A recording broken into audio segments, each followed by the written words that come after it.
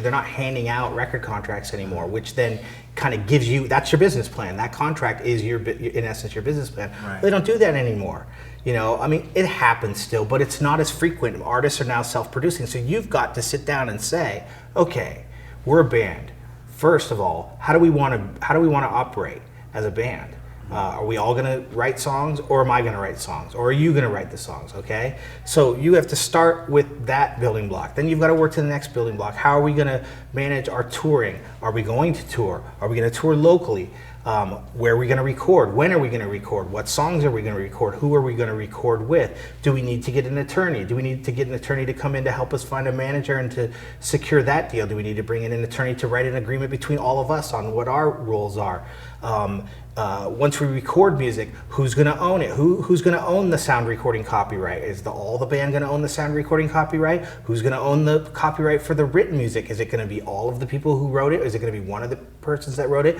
Are we going to include the person that produced our record as one of the copyright owners? So you've got to start thinking about all of these different issues that at one point in time you had an A&R guy sign you to the record label, you never thought about it, but now you have to start thinking. And then you just went off and focused on what you did. Focused on what you did, but you've got to now think about all these things. So if that's not an area of expertise you have, then you need to start collaborating with a business manager and with a manager and with an attorney so that you can start to put that plan together. I worked at SBA as a coach for a number of years, and the people who walked through the door that had the worst business plans were artists, which is the reason why SBA gave the least amount of funding to music artists. And at SBA, the business plan is the bread and butter. Right. So what can we do in terms of giving directives to music artists that are trying to put together a business plan? Where does one start out? What would you recommend that they do before coming to you? Sure. To help them arrive at the answers to that dizzying array of questions with regard to, all those things you just mentioned. Absolutely. What would you suggest that they do? Okay, this is a really, really, really important point. Before you want to think about spending your hard-earned time and money on bringing in an attorney or going to a manager or putting yourself in a position where you're ready to start developing your business plan, you've got to be good at what you do. So develop those skills first. So if you're an artist, man, work on your music. If you're a producer, work on your production techniques. Get good at what you do, okay? Because there's a lot of people out there who want to do what you do.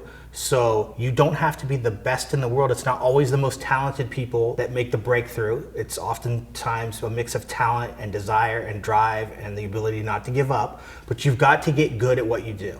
Wow, and what a novel and refreshing answer that is, because most attorneys, they would have said, bring me your ideas and pay me to do a business plan for you for about $1,000 and go from there. No, until you're ready to go, I'm not gonna take your money. I'm not gonna put you in a position where you're gonna fail. If you had to give a list of action items for people to do right now with regard to becoming more entrepreneurial minded, what would it consist of? Okay, the first action item I have for you is join the team. Meaning figure out who you need on your team to help you succeed. Is it going to be band members? Is it going to be people to help you make a movie? Is it going to be financial investors? Is it going to be an attorney? Is it going to be an accountant? Figure out who you need for your team, and then go out and find those people so that you have a solid team of trusted advisors, a solid team of creative collaborators that you can work with to take whatever it is that you want to do to the next level. So having a team, incredibly important. Number one. The second thing, and we didn't really talk about this too much in the interview, is be prepared to fail. The entertainment industry is all about failing. Nobody that you know, that you listen to, that you see on the television screen, that you see in the movie theater, none of them are automatic success stories. They've all failed at some point in what they've done, okay? Whether it be small failures from not getting a part to huge failures, hiring the wrong person and having that person swindle you out of hundreds of thousands or millions of dollars. Everybody in the entertainment industry fails. You need to be prepared for failure. You need to anticipate that you are going to fail, and you need to figure out how you are going to overcome that failure so that you can continue down the path to success. The third thing that is really, really important is that you've got to be passionate and you've got to maintain that passion. And I think these 3 points are all tied together because things like failing are going to knock you off that train, and we don't want to kill that passion.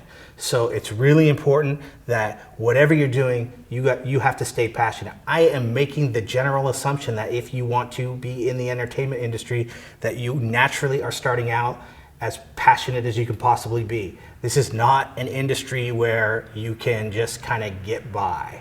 If you are not passionate, if you are not excited, if you are not filled with ideas and creativity right from the very beginning, probably not the industry for you, right? The 3 key components of, joining the right team, having the right team around you, being prepared to fail and accepting failure because it's going to happen, and then maintaining that passion, in whatever it is that you want to do. Those are the 3 things that I think are really kind of keys to success. That's excellent. And that's a wrap. Thank you for your time. Fantastic. Thank you. Thank you.